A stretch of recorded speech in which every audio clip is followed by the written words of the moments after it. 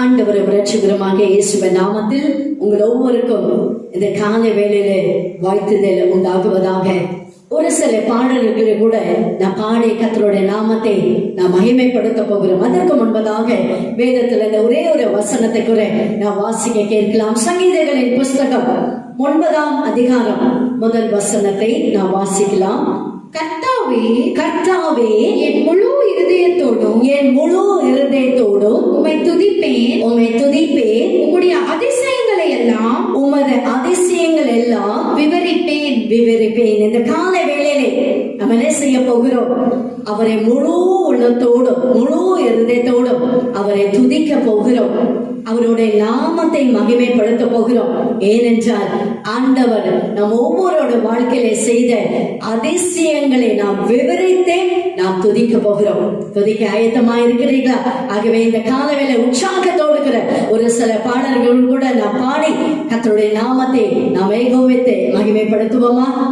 ஆண்டவராகிய இயேசு கிறிஸ்துவின் நாமத்தினால் இந்த காலை வேளை ஆராதனைக்கு உங்கள் ஒவ்வொருவரையும் நாங்கள் வரவேற்கிறோம். ஒரு சில பாடல்களை நாம் பாடி ஆண்டவரை மகிமைப்படுத்த போகிறோம்.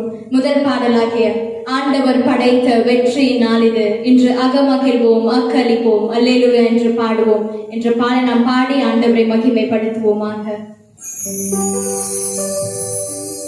ஆண்டவர் படைத்த வெற்றியின் நாள் இது, இன்று அகமகிழ்வோம், அக்களிப்போம், அல்லேலூயா பாடுவோம். இன்று அகமகிழ்வோம், அக்களிப்போம், அல்லேலூயா பாடுவோம். அல்லேலூயா தோல்வியில்லை, அல்லேலூயா வெற்றியுண்டு,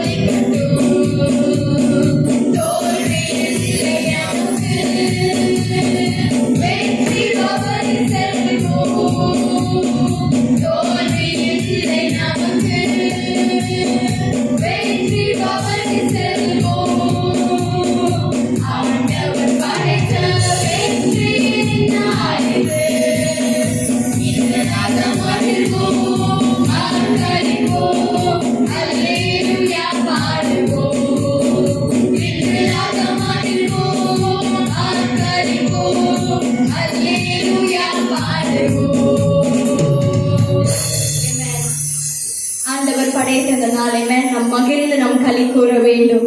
அடுத்த பாடலாகிய சிங்ககேபியில் நான் விழுந்தேன், அவர் என்னோடு அமர்ந்திருந்தார் என்ற பாடலை நாம் பாடி ஆண்டவரை மகிமைப்படுத்த போகிறோம்.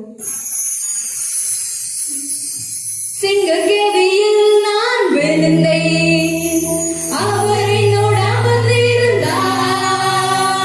சுட்டெரிக்கும் அக்கினியில் நடந்தேன், பனித்துளியாய் என்னை நனைத்தார். சிங்ககேபியில் நான் விழுந்தேன், அவர் என்னோடு அமர்ந்திருந்தார். சுட்டெரிக்கும் அக்கினியில் நடந்தேன், பனித்துளியாய் என்னை நனைத்தார்.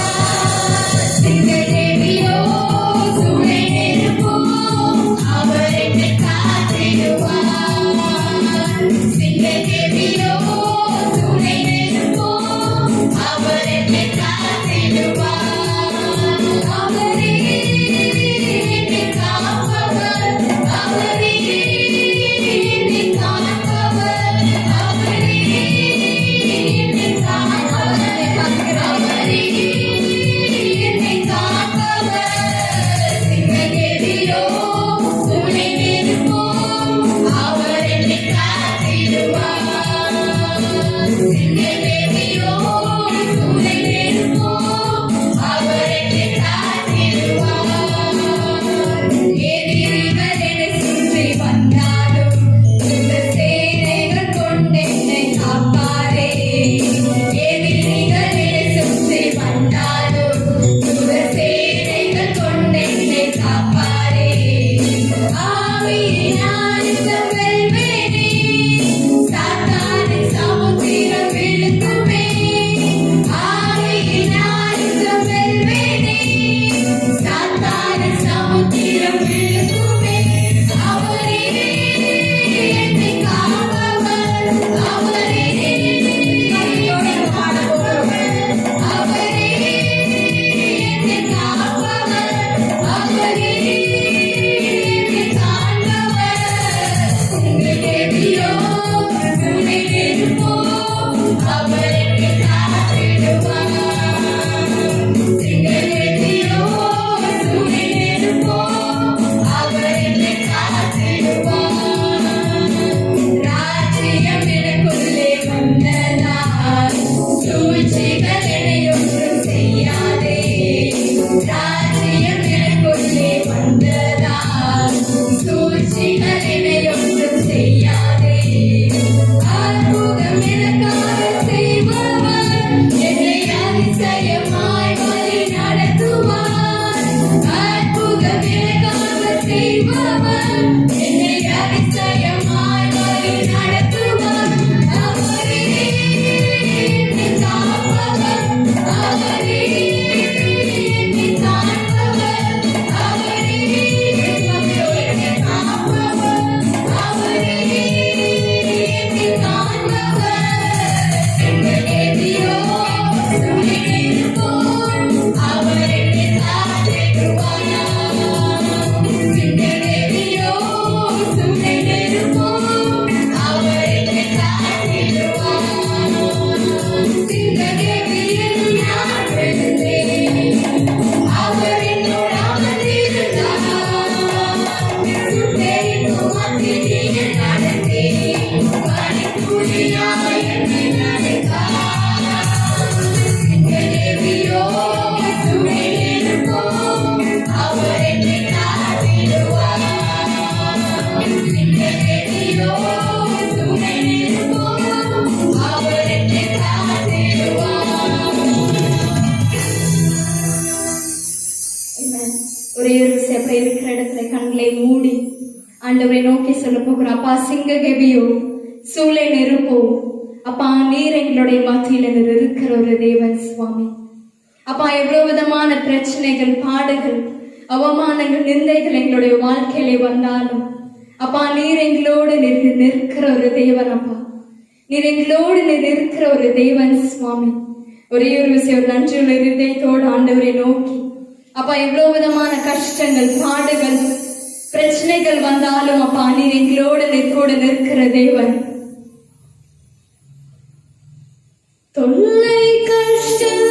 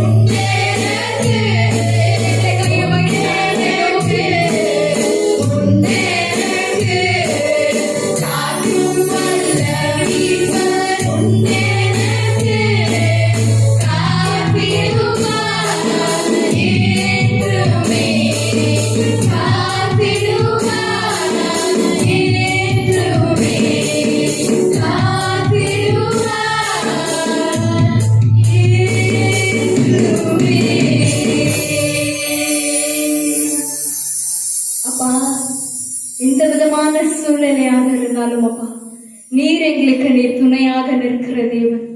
அப்பா எல்லா சூழ்நிலைகளிலும் ஆண்டவரே நீர் எங்களோடு நீர் பக்கபலனாக நீர் இருப்பதற்காக உமக்கு நன்றி. எங்களோட வாழ்க்கையில் இருக்க ஒவ்வொன்றையும் அப்பா உம்முடைய கரங்களில் ஒப்புக் கொடுக்கிறோம். அப்பா நீர் மகிமைப்படுங்க சுவாமி. அப்பா நீர் ஆசீர்வதிங்க, நீர் வழி நடத்துங்க அப்பா. எல்லாவற்றிலும் ஆண்டவரே அப்பா நீர் எங்களுக்கு தலைவராக நின்று அப்பா நீ நடத்தி தருவதற்காக உமக்கு நன்றி. எல்லா மகிமையும் அப்பா உமக்கு நாங்கள் செலுத்துகிறோம் அப்பா. எங்கள் இயேசுவின் நாமத்தில் ஜெபிக்கிறோம் நல்ல பிதாவே. ஆமென். ஆண்டவர் இரட்சகருமாக இயேசுவின் நாமத்தில் உங்கள் ஒவ்வொருக்கும் வாழ்த்துதல். கர்த்தர் இந்த கால வேளையிலே உங்கள் ஒவ்வொருவரையும் அளவில்லாமல் ஆசீர்வதிக்க போகிறார்.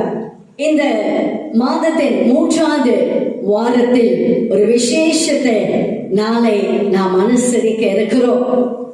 உலகம் எங்கும் இந்த நாளிலே ஒரு விசேஷத்தை நாளாக கொண்டாட இருக்கிறார்கள்.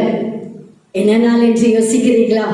உலகம் எங்கும் அனுசரிக்கப்பட்ட கொண்டாடப்பட்டதான இந்த நாளாகிய தந்தைகளே நாள். ஆகவே எல்லா தகப்பன்மார்களுக்கும் எங்களோட இனிய வாழ்த்துதல்களை நாங்கள் தெரிவித்துக் கொள்கிறோம். ஹாப்பி ஃபாதர்ஸ் டே.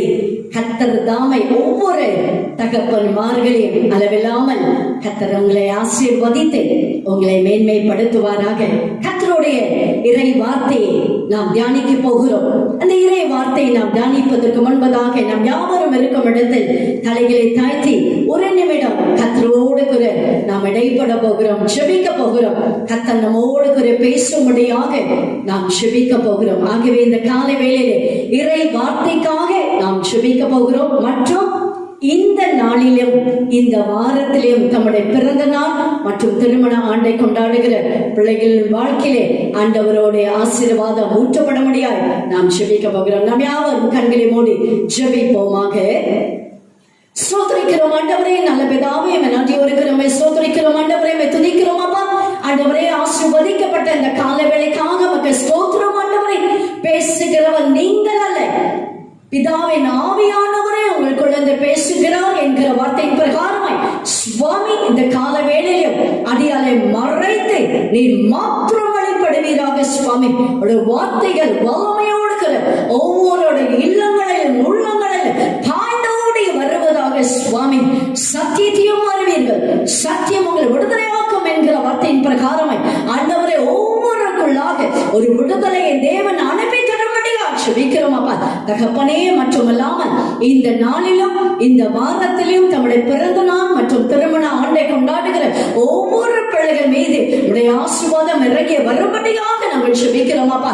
கர்த்தரின் ஆசீர்வாதமே ஐஸ்வர்யத்தை தரும், அதனோடு வேதனை கூட்டார் என்கிற வசனத்தின் பிரகாரமாய் ஆண்டவரே உடைய அருள்மாறி ஆசீர்வாதம் ஒவ்வொரு மீதும் ஆண்டவரே பணியை போல இந்த கால வேளையிலே இறங்கி வரும்படியாக ஜெபிக்கிறோம் அப்பா. நம்முடைய பிறந்த நாள் மற்றும் திருமண ஆண்டை கொண்டாடுகிற ஒவ்வொரு மீதும் நம்முடைய அருள்மாறி ஆசீர்வாதத்தையும் ஊற்றுவீராக. ஆண்டவரே பெரிய காரியங்களை பிள்ளைகள் வாழ்க்கையில செய்வீராக. நீர் மாத்திரம் மகிமைப்படுவீராக, ஆசீர்வதிப்பீராக. சகல துதிக்கிற மகிமை ஒருவருக்கே நாங்கள் செலுத்துகிறோம். எங்கள் மீட்பரும் இரட்சகருமாகிய இயேசுவின் நாமத்தில் ஜெபிக்கிறோம் எங்கள் நல்ல பிதாவே. ஆமென், ஆமென். நம்முடைய வேதாகமத்தை சங்கீதங்களின் புஸ்தகம் 11ஆம் அதிகாரத்திற்கு நாம் திருப்பிக் கொள்வோமாக. இந்த சங்கீதங்களின் புஸ்தகத்தை நீங்கள் வாசிப்பீர்களானால் அல்லது அந்த சங்கீதங்களின் புஸ்தகத்தை நீங்கள் ஆராய்ந்து அலசி பார்ப்பீர்களால் வேதத்தில் எழுதப்பட்டுள்ள சம்பவங்களை குறித்து அந்த காரியங்கள் எல்லாம், அந்த நிகழ்ச்சிகள், அந்த சம்பவங்கள், அந்த காரியங்களை குறித்து தான் இந்த சங்கீதங்களின் புஸ்தகத்தில் எழுதப்பட்டுள்ளது. அப்படியாக பார்த்தீங்கன்னா 1 சாமுவேல் புஸ்தகம் 22ஆம் அதிகாரம், 23ஆம் அதிகாரம், 24வது அதிகாரம் என்று 3 அதிகாரத்திலேயும் ஒரு குறிப்பிட்ட ஒரு சம்பவத்தை குறித்து எழுதப்பட்டுள்ளது. என்ன சம்பவம் என்றால், சாமுவேல் தீர்க்கதரிசி இஸ்ரவேல் ஜனங்களை வழி நடத்தும் பொழுது அப்பொழுது இஸ்ரவேல் ஜனங்கள் எங்களை ஆளுகை செய்வதற்கு, எங்களை ஆளுவதற்கு எங்களுக்கு ஒரு ராஜா வேண்டும் என்று அவர்கள்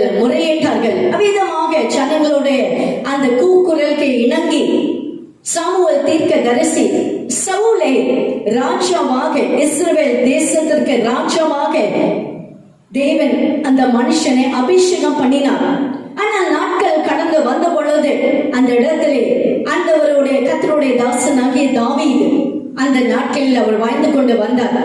ஆகவே இந்த தாவீதின் மீது சவுல் ராஜாக்கு கடும் கோபம். அவனை எப்படியாயிலும் கொலை செய்ய வேண்டும் என்று வகை தேடின அந்த சம்பவங்கள் எல்லாம் 1 சாமுவேல் 22 அதிகாரம் 23, 24 அதிகாரத்தில் எழுதப்பட்டுள்ளது. அந்த சம்பவங்கள், அந்த நிகழ்ச்சியை குறித்துதான் எழுதப்பட்டுள்ள காரியம்தான் இந்த சங்கீதங்களின் புஸ்தகம் 11 அதிகாரம். வாசிப்போமாக.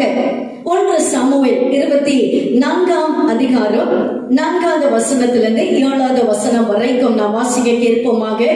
1 சாமுவேலின் புஸ்தகம் 24 அதிகாரம் வசனங்களாகிய 4 முதல் 7 வசனம் வரைக்கும்.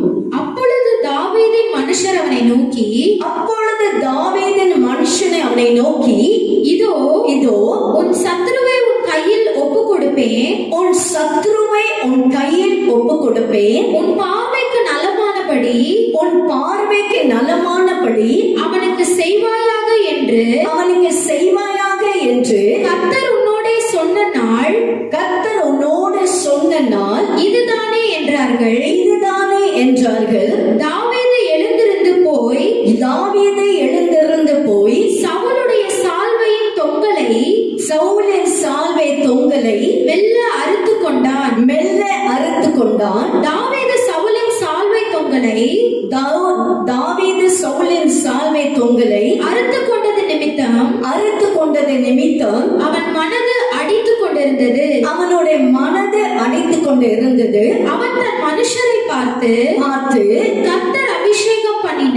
கர்த்தர் அபிஷேகம் பண்ணின என் ஆண்டவன் மேல் என் கையை போடும்படியான இப்படிப்பட்ட காரியத்தை நான் செய்யாதபடிக்கு கர்த்தர் என்னை காப்பாராக. அவர் கர்த்தரால் அபிஷேகம் பண்ணப்பட்டவர் என்று சொல்லி பாருங்களேன். இந்த இடத்திலே ஆண்டவர் தாவீதுக்கு ஒரு வார்த்தை கொடுக்கிறார். என்ன வார்த்தை என்றால், உன்னுடைய சத்ருவை உன்னுடைய கையிலே நான் ஒப்பு கொடுத்திருக்கிறேன். ஆனால் பாருங்களே, ஆண்டவர் அந்த நேரத்திலே தாவீதுனுடைய வாழ்க்கையிலே அவனுடைய இருதயத்தின் காரியத்தை மாற்றி ஒரு அபிஷேகம் பண்ணப்பட்டவர் மேலே நான் எப்படி கைகளை போடுவேன் என்று ஆண்டவருடைய பயம் அந்த தாவீதுனுடைய வாழ்க்கையிலே காணப்பட்டது. தொடர்ந்து வாசிப்போமாக. 15ஆம் வசனத்திலிருந்து 18ஆம் வசனம் வரைக்கும். கர்த்தர் நியாயாதிபதியாய் இருந்து எனக்கும் உமக்கும் நியாயம் தீர்த்து எனக்காக வழக்காடி நான் உம்முடைய கைக்கு தப்ப என்னை விடுவிப்பாராக என்றான். தாவீது இந்த வார்த்தைகளை சவுலோடே சொல்லி முடித்த பின்பு சவுல் என் குமாரனாகிய தாவீதே இது உன்னுடைய சத்தம் அல்லவா என்று சொல்லி சத்தமிட்டு அழுது தாவீதை பார்த்து நீ என்னை பார்க்கிலும் நீதிமான், நீ எனக்கு நன்மை செய்தாய், நானோ உனக்கு தீமை செய்தேன். நீ எனக்கு நன்மை செய்ததை இன்று விளங்க பண்ணினாய். கர்த்தர் என்னை உன் கையில் ஒப்பு கொடுத்திருந்தோம் நீ என்னை கொன்று போடவில்லை. பாருங்களேன், ஆண்டவர் தாவீதுனுடைய கைகளில் சவுலை வீழ்த்து கட்டும்படியாக ஒப்பு கொடுத்தார். ஆனால் அந்த அந்த இடத்துல ஒரு மாற்றம் ஏற்படுகிறது. பாருங்களேன், அது வரைக்கும் சவுலுக்குள்ளாக இருந்த அந்த கடும் கோபம், வெறுப்பை எப்படியாலும் தாவீதை தீர்த்து கட்ட வேண்டும், அவனுடைய பிராணத்தை எடுக்க வேண்டும், அவனை கொலை செய்ய வேண்டும் என்ற வகை தேடி அலைந்து கொண்டு இருந்த சவுல் ராஜாவுடைய வாழ்க்கையிலே ஆண்டவர் பாருங்கள் எப்படி ஒரு மகிமையான ஒரு காரியத்தை அவர் செய்தது. ஆகவே இந்த சம்பவம், இந்த நிகழ்ச்சியை குறித்து தான் சங்கீதங்களின் புஸ்தகம் 11ஆம் அதிகாரத்தில் அந்த சம்பவத்தை ஆதாரமாக வைத்து எழுதப்பட்ட சங்கீதம் தான் இந்த சங்கீதம் 11ஆம் சங்கீதம். முதல் வசனத்தை கூட நாம் வாசிக்க கேட்போமாக. சங்கீதங்களின் புஸ்தகம் 11ஆம் அதிகாரம் முதல் வசனம். நான் கர்த்தரை நம்பி இருக்கிறேன், நான் கர்த்தரை நம்பி இருக்கிறேன், பின்னே ஏன் நீங்கள் என் ஆத்துமாவை நோக்கி பட்சியைப் போல மலைக்கு பறந்து போ என்று சொல்கிறீர்கள். பாருங்களே, சங்கீதக்காரனாகிய தாவீது ஒரு இக்கட்டான ஒரு சூழ்நிலையிலே காணப்படுகிறான். அந்த இக்கட்டான சூழ்நிலையில அவன் காணப்பட்டபடினாலே அவனுக்கு அவனோடு இருந்த மனுஷர்கள், அவனுடைய நண்பர்கள், அவனுடைய சிநேகிதிகள் ஒரு ஆலோசனை விதமாக அவர்கள் கொடுக்கிறார்கள். என்னவென்றால், பட்சியை போல உன் மலைக்கு பறந்து போ என்று அவர்கள் அப்படிப்பட்டான ஒரு ஆலோசனையை அவர்கள் தாவீதுக்கு கொடுக்கிறார். இன்றைக்கு கூட அநேக வேளையிலே நம்ம ஒரு பிரச்சனையில சிக்கிக் கொண்டு இருக்கும் பொழுது, ஒரு போராட்டத்திற்குள்ளாக நாம் தள்ளப்படும் பொழுது இப்படிப்பட்டான ஆலோசனைகள் எல்லாம் வரலாம் நம்மை நோக்கி. அந்த பிரச்சனையை கண்டு அதை பயந்து அது ஓடிவிட என்று தாவீதோடைய சிநேகிதிகள், தாவீதோனுடைய அவர்களுடைய நண்பர்கள் அவனுக்கு ஒரு ஆலோசனை கொடுக்கிறார்கள். ஒரு பட்சி எப்படி மலைக்கு பறந்து போகிறதோ அப்படியே நீ பறந்து போன்று. வாழ்க்கையிலே பிரச்சனை வரும் பொழுது அந்த பிரச்சனையை நாம் மேற்கொள்கிறவர்களாக நாம் இருக்க வேண்டுமே ஒழிய அந்த பிரச்சனையை கண்டு பயந்து ஒரு நாளும் ஓடக்கூடாது. 12 வருஷமாக பெரும்பாடு உள்ள ஒரு ஸ்திரீ, அவர் எழுந்து கர்த்தருடைய வஸ்திரத்தின் தொங்கலை அவள் அந்த நாட்களை தொடாமல் இருந்திருக்குமானால் அவள் சுகத்தை பெற்றிருந்திருக்க முடியாது. இன்றைக்கு என்னுடைய வாழ்க்கையில பிரச்சனைகள் கரை புரண்டு ஓடிக்கொண்டு வரலாம். வெள்ளம் போல சத்துரு வரும் பொழுது ஆவியானவரை குடியேற்றுவார் அல்லவா? ஒரு கிறிஸ்துவனுடைய வாழ்க்கையிலே போராட்டங்கள், பிரச்சனைகள் எல்லாம் உண்டு. ஆனால் அதை கண்டு நாம் ஒரு நாளும் பயந்து நாம் சோர்ந்து நிற்க கூடாது. சங்கீதங்களின் புஸ்தகம் 56ஆம் சங்கீதம் 11வது வசனத்தை கூட நாம் வாசிக்க கேட்கலாம். 56ஆம் சங்கீதம் 11வது வசனம். தேவனை நம்பி இருக்கிறேன், நான் பயப்படேன், மனுஷன் எனக்கு என்ன செய்வான்? தேவனை நான் நம்பி இருக்கிறேன்.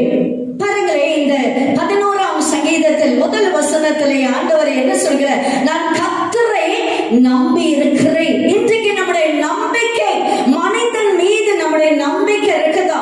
இந்த லாக்டவுன் பீரியட், இந்த கொரோனா வைரஸ் தொற்று நோய் வேகமாக பரவி கொண்டு இருக்கிற இந்த நாட்களில் நம்முடைய நம்பிக்கை ஆண்டவர் மீது இருக்குதா அல்லது மனுஷன் மீது நாம் நம்பிக்கொண்டு இருக்கிறோமா? பாருங்களேன், வேதம் என்ன சொல்கிற? மனுஷனை நம்புவதை பார்க்கிறோம், கர்த்தர் பேரில் பற்றுதலாய் இருப்பது அதுதான் நலம், அதுதான் நன்மை, அதுதான் நமக்கு ஆசீர்வாதம். பிரபுக்களை நம்புவதை பார்க்கிறோம், கர்த்தர் பேரில் பற்றுதலாய் இருப்பதே நலம். மனுஷன் எனக்கு என்ன செய்வான்? மண்ணான மனுஷன், ஜீவ சுவாசத்தை ஊதப்பட்ட அந்த மண்ணான மனுஷன் நமக்கு என்ன செய்வான்? ஆண்டவர் நமக்கு பக்க துணையாக இருக்கும் பொழுது எசேயா 26ஆம் அதிகாரம் 3வது வசனத்தை எப்படி சொல்லுகிறது? உம்மை உறுதியாய் பற்றி கொண்ட மனதை உடையவன், உம்மையே நம்பி இருக்கிறபடினால் நீ அவனை பூரண சமாதானத்துடன் காத்துக்கொள்வீர். பாத்தீங்களா, இந்த இடத்துல இந்த 11ஆம் சங்கீதத்திலே தாவீது என்ன சொல்கிறார்? கர்த்தரே நான் நம்பி இருக்கிறேன். அவனுடைய நண்பர்கள் அவனுக்கு தவறான ஆலோசனை கொடுக்கிறார்கள். அவர்கள் கூடவே இருந்த ஒரு நண்பர்கள் அநேக காரியங்கள் மக்களிடத்திலே நாம் சொல்லுவதில்லை, பிள்ளைகளிடத்திலே சொல்வதில்லை, உற்றார உறவினரிடத்திலே சொல்வதில்லை. ஆனா அதே காரியம் ஒரு நண்பர் என்று நாம் பார்க்கும் பொழுது அவரிடத்திலே நாம் சொல்வோம் அல்லவா? அப்படியாக தான் இந்த தாவீதோட வாழ்க்கையிலே கூட நடந்திருக்க கூடும். ஆனால் அவனுடைய நண்பர்கள் அவருக்கு என்ன ஆலோசனை கொடுக்கிற, ஒரு பட்சி எப்படி ஒரு மலைக்கு பறந்து போவது போல நீயும் என்ன செய்ய, இந்த பிரச்சனை விட்டு ஓடிப்போ. காரணம், அவனை வகை தேடி அவனுடைய பிராணனை அழிக்கும்படியாக, அவனை கொலை செய்யும்படியாக சவுல் அவனை பின்தொடர்ந்து வந்து கொண்டு இருந்தார். அந்த சூழ்நிலையிலே தான் அவனுடைய நண்பர்கள் அப்படிப்பட்டான ஒரு ஆலோசனை கொடுப்பதை நாம் அறிந்து கொள்ள முடியும். என்னோட குறை எபிரேயர் 13ஆம் அதிகாரம் 6வது வசனத்தை குறை நாம் வாசிக்க கேட்கலாம். எபிரேயர் 13ஆம் அதிகாரம் 6வது வசனம். அதனாலே நாம் தைரியம் கொண்டு கர்த்தர் எனக்கு சகாயர், நான் பயப்படே மனுஷன் எனக்கு என்ன செய்வான் என்று சொல்லலாமே. மனுஷன் எனக்கு என்ன செய்வான் என்று சொல்லலாமே. பாருங்களேன், கர்த்தர் நம் பட்சத்தில் இருக்கும் பொழுது நான் பயப்படேன். அப்போஸ்தலனாகிய பவுல் ரோமருக்கு எழுதின நிருபம் 8ஆம் அதிகாரம் 31வது வசனத்திலே அவர் இப்படியே சொல்கிறார், தேவன் நம் பட்சத்தில் இருக்கும் பொழுது நமக்கு எதிராய் நிற்பவன் யார்? அநேக மனிதர்கள் நமக்கு விரோதமாக செயல்படலாம், நமக்கு எதிரியாக வரலாம். ஆனால் ஆண்டவன் நம் பட்சத்தில் இருக்கும் பொழுது நாம் ஒரு நாளும் நாம் பயப்படவே கூடாது. அதே சங்கீதக்காரனாகிய தாவீது 23ஆம் சங்கீதத்திலே 4வது வசனத்தில் அவர் எப்படியே சொல்றார், மரண பள்ளத்தாக்கில் நடந்தாலும் பொல்லாப்புக்கு பயப்படை, தேவரே என்னோடு கூட நீர் இருக்கிறேன், உமது கோலும் உமது தடியும் என்னை தேற்றும். பிலிப்பியர் 4ஆம் அதிகாரம் 13வது வசனத்திலே அப்போஸ்தலனாகிய பவுல் என்ன சொல்ற, என்னை பலப்படுத்துகிற கிறிஸ்துவினாலே எல்லாவற்றையும் செய்ய எனக்கு பலன் உண்டு.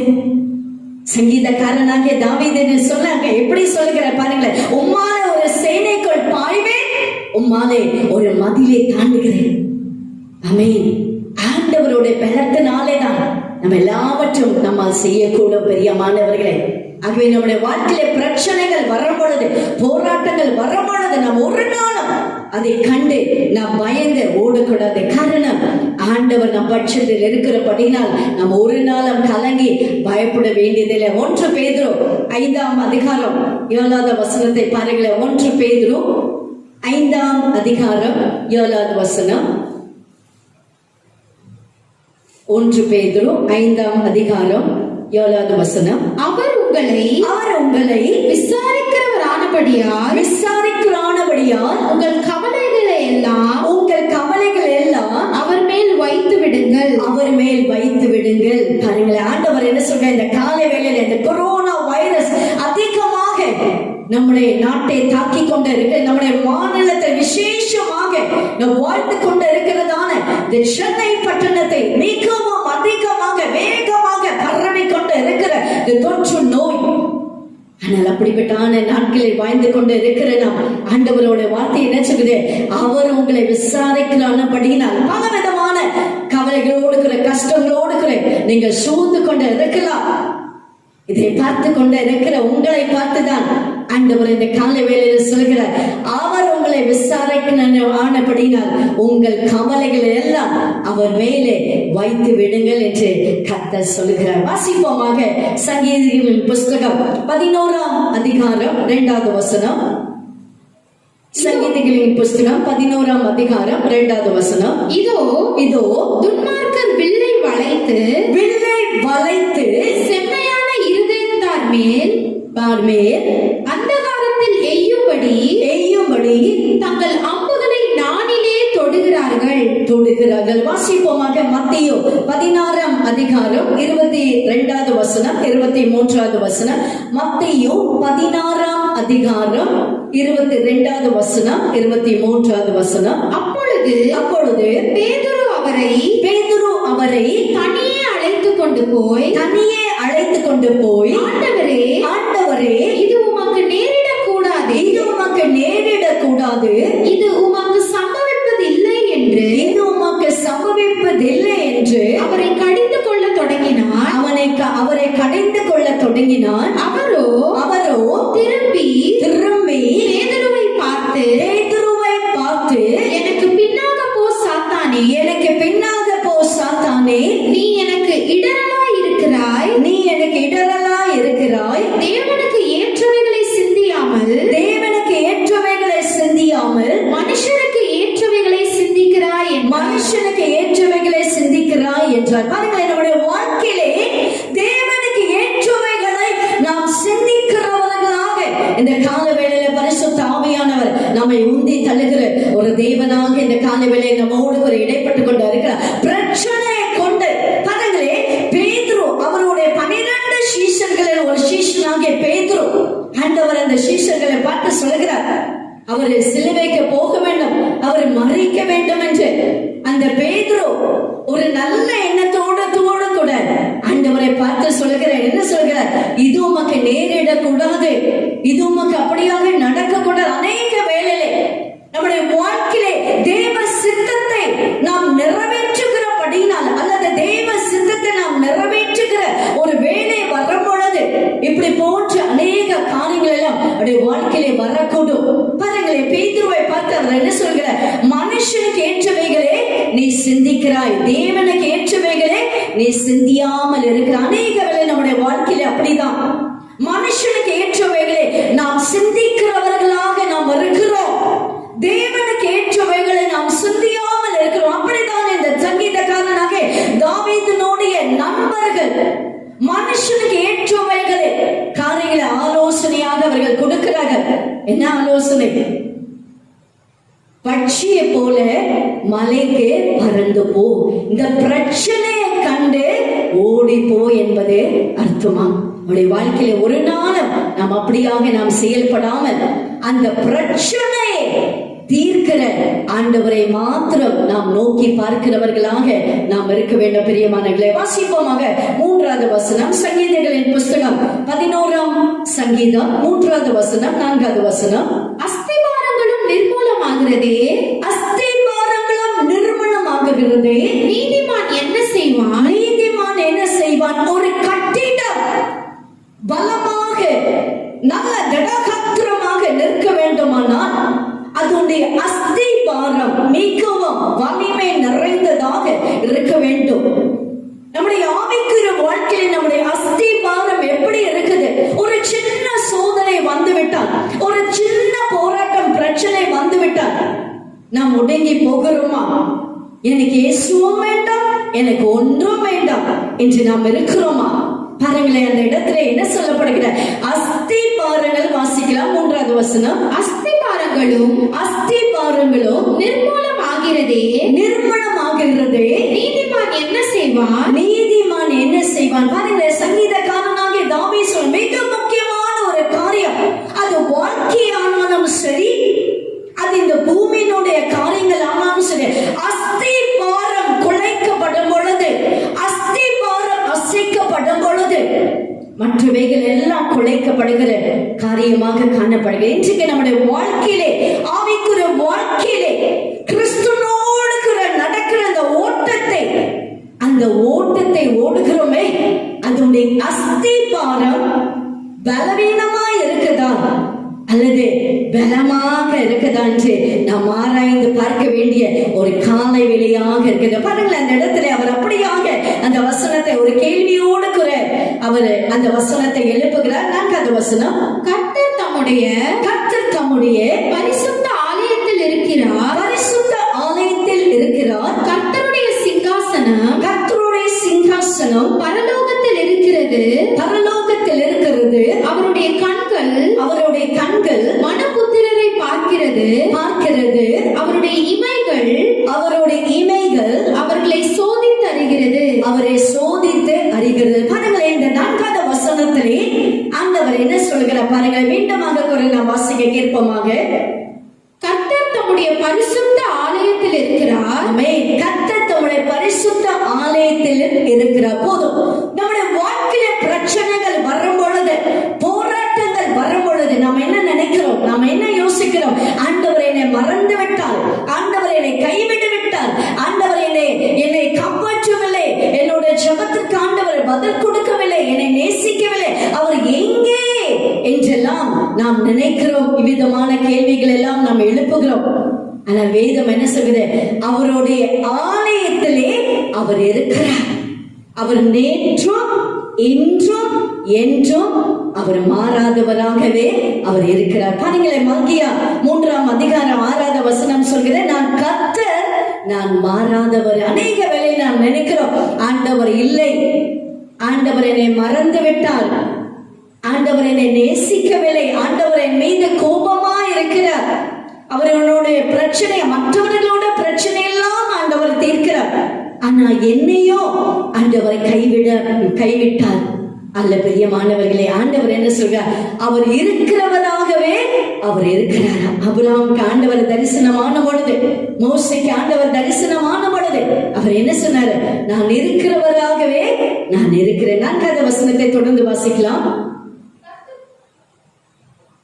கர்த்தருடைய சிங்காசனம், கர்த்தருடைய சிங்காசனம் பரலோகத்தில் இருக்கிறது, பரலோகத்தில் இருக்கிறது. அவருடைய கண்கள், அவருடைய கண்கள் மனுபுத்திரரை பார்க்கிறது. அவருடைய கண்கள் மனுபுத்திரனை பார்க்கிறதா? பாருங்களேன், அவருடைய சிங்காசனமாகிய பரலோகத்தில் அவர் வீற்றிருக்கிறார். பிதாவின் வலது வாரசத்தில் அவருடைய ஒரே பேரான குமாரனாகிய இயேசு கிறிஸ்து அந்த பரலோகத்தில் அவர் வீற்றிருக்கிறாரா? வீற்றிருக்கிறவர் அவர் என்ன செய்கிறாரா?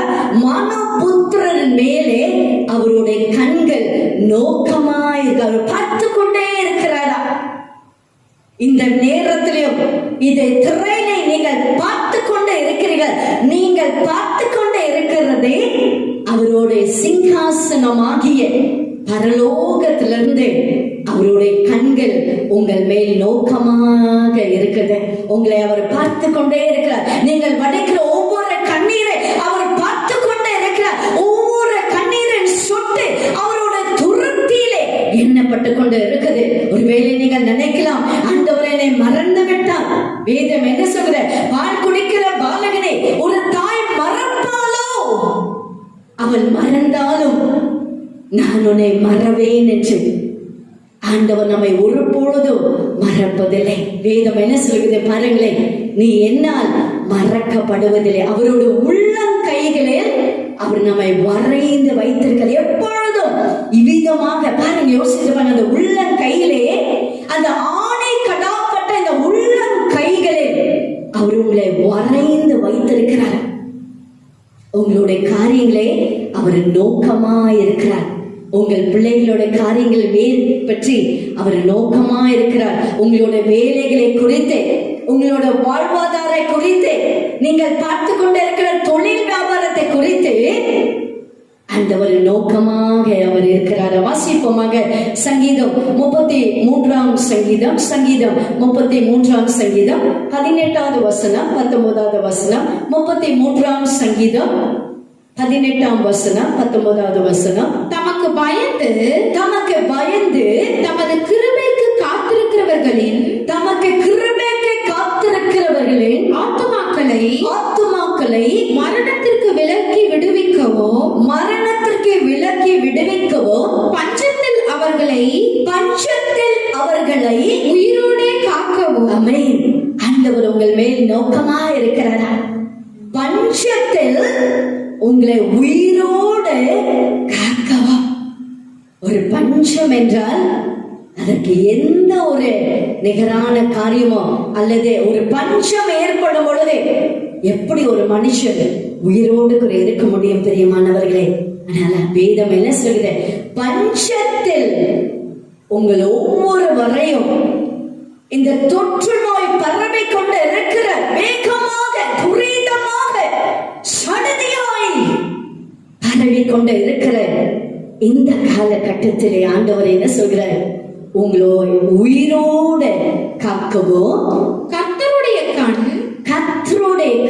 அவர்கள் மேல் நோக்கமாய் இருக்கிறது. அவர் மேல் நோக்கமாய் இருக்குது. ஆம் பிரியமானவர்களே, என்ன நடக்கும்? என் பிள்ளைகளோட நிலைமை என்ன? எங்களோட வாழ்வாதார நிலைமை என்ன? இப்படியே போய்கொண்டு இருக்குமா? எங்களோட கதி என்ன? அவ்வளவுதானா என்று யோசித்து கலங்கி கவலைப்பட்டு கொண்டு இருக்கிறீர்களா? ஆண்டவர் என்ன சொல்கிறார்? உங்கள் மேல் கர்த்தருடைய கண் நோக்கமாய் இருக்கிறதா? எதை செய்வதற்கு?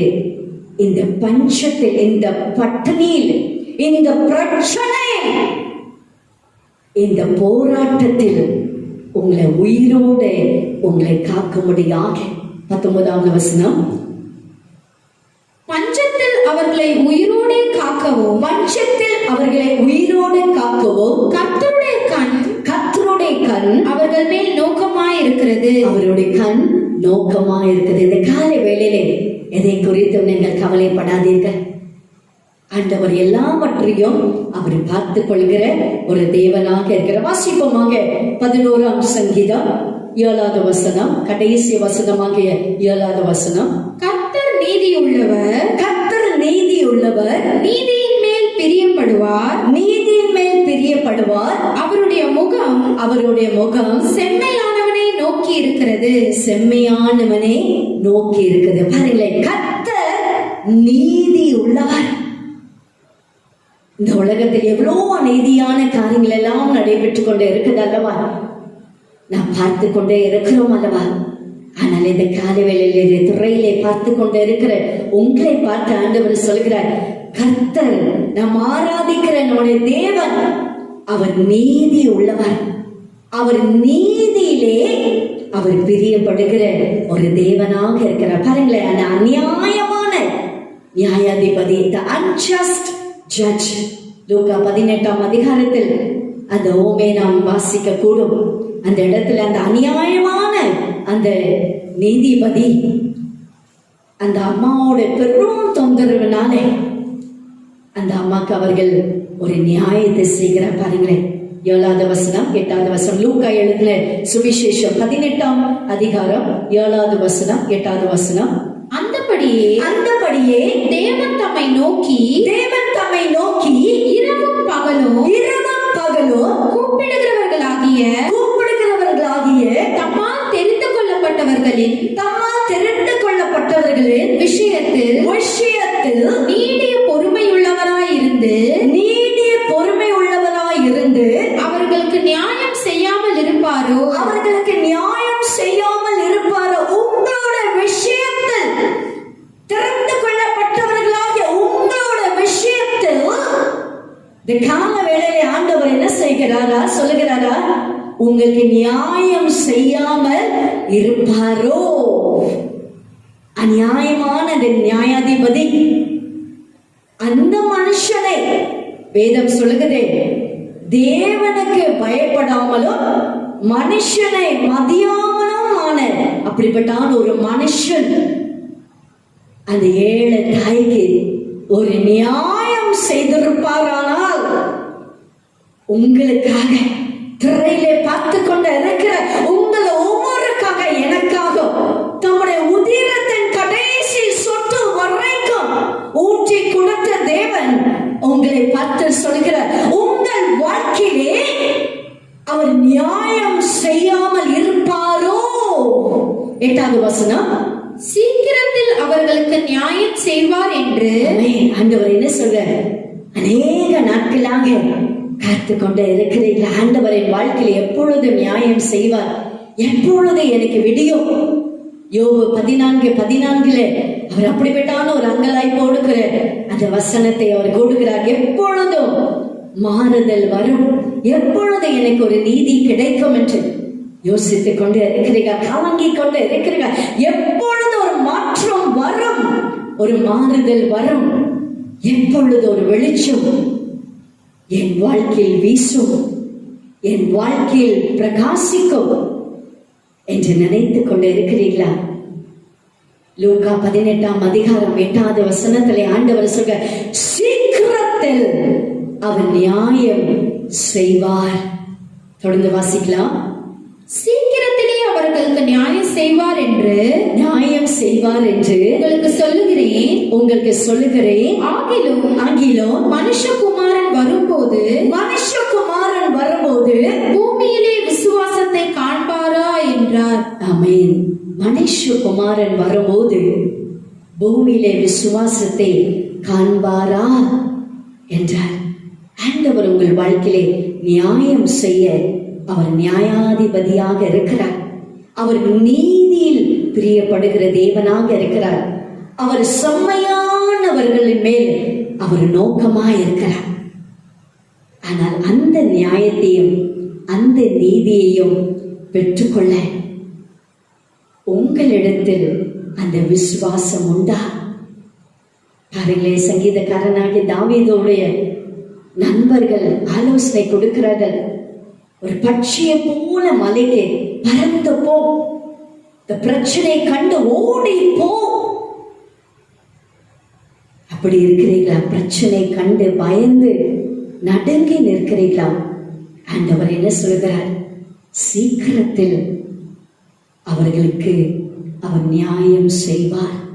சீக்கிரத்தில் உங்கள் வாழ்க்கையிலே ஆண்டவர் நியாயம் செய்வார். பிரியமானவர்களே, சங்கீதக்காரனாகிய தாவீது பாருங்களேன், அது 11ஆம் சங்கீதத்திலே, நான் கர்த்தரை நம்பி இருக்கிறேன். இன்று நாளிலே நீங்கள் யாரை நம்பிக்கொண்டு இருக்கிறீர்கள்? இந்த தொற்று நோய் வேகமாக பரவிக்கொண்டு இருக்கிற இந்த நாட்களில் உங்களுடைய நம்பிக்கை உங்களை அழைத்த தேவன் மீதா அல்லது மனுஷன் மீதா? ஒப்பு கொடுப்போமாக, கர்த்தருடைய சன்னிதானத்தில் ஒப்பு கொடுப்போமாக. ஆண்டவரை பார்த்து இந்த சங்கீதக்காரனாகிய தாவீது சொன்ன பிரகாரமாய் கர்த்தரே நான் நம்பி இருக்கிறேன். அப்படி நான் சொல்லும் பொழுது ஆண்டவர் நம்முடைய வாழ்க்கையிலே அவர் பெரிய காரியங்களை அவர் செய்கிற தேவனாக இருக்கிறார். ஆகவே நம்பிக்கை இழக்காதீங்க. ஒரு நாளும் உங்கள் நம்பிக்கை வீண் போகாது. நிச்சயமாகவே ஒரு முடிவு உண்டு. பிரியமானவர்களை, கலங்கி நிற்காதீர்கள். தேவன் உங்கள் ஒவ்வொருவரையும் அவர் உங்களை விசாரிக்கிற ஒரு தேவனாக இருக்கிறார். ஆகவே இருக்கும் இடத்திலே நாம் ஒப்பு கொடுப்போமாக. கண்களை மூடி கர்த்தருடைய சன்னிதானத்திலே நாம் ஒப்பு கொடுத்து நாம் ஜெபிப்போமாக. யாவரும் கண்களை மூடி இருக்கும் இடத்திலே தலைகளை தாழ்த்தி கர்த்தருடைய சன்னிதானத்திலே முழுவதுமாக நம்மை நாமே ஒப்பு கொடுத்தவர்களாக நாம் காணப்படுவோமாக. நாம் ஜெபிப்போம். ஸ்தோத்திரிக்கிறோம் ஆண்டவரே, நல்ல பிதாவே, நன்றியோடு இருக்கிறோம். ஸ்தோத்திரிக்கிறோம் ஆண்டவரே, துதிக்கிறோம் சுவாமி. ஆண்டவரே, இந்த காலை நேரத்திலும் ஆண்டவரே இந்த செய்தியை இந்த திரையிலே யூடியூப் சேனல் வழியாக பார்த்து கொண்டு இருக்கிற ஒவ்வொரு பிள்ளைகளோட விசுவாசத்தை ஆண்டவரே, அவருடைய பிள்ளைகளோட நம்பிக்கை கர்த்தர் தூண்டி எழுப்பி தரும்படியாக நாங்கள் செபிக்கிறோம் அப்பா சுவாமி. இந்த காலை நேரத்திலும் ஆண்டவரே விசுவாசத்தை ஒருவேளை ஆண்டவரே கர்த்தாவை எழுந்து வந்திருப்பாரானால் ஆண்டவரை நம்பிக்கையற்ற ஒரு சூழ்நிலை ஓடுகிற நம்முடைய பிள்ளைகள் காணப்படுமானால் இந்த காலவேளை நம்முடைய பிள்ளைகளோட நம்பிக்கை கர்த்தர் ஒரு விசையாக ஆண்டவரை தட்டி எழுப்பின்படியாக செபிக்கிறோம் அப்பா. ஆண்டவரே கர்த்தாவே, இந்த காலை நேரத்தில் இதை துறையிலே பார்த்து கொண்டு இருக்கிற ஒவ்வொரு பிள்ளைகளோட நம்பிக்கை ஆண்டவரை அற்று போகாதபடிக்கு ஆண்டவரை எதை குறித்து நம்முடைய பிள்ளைகள் கால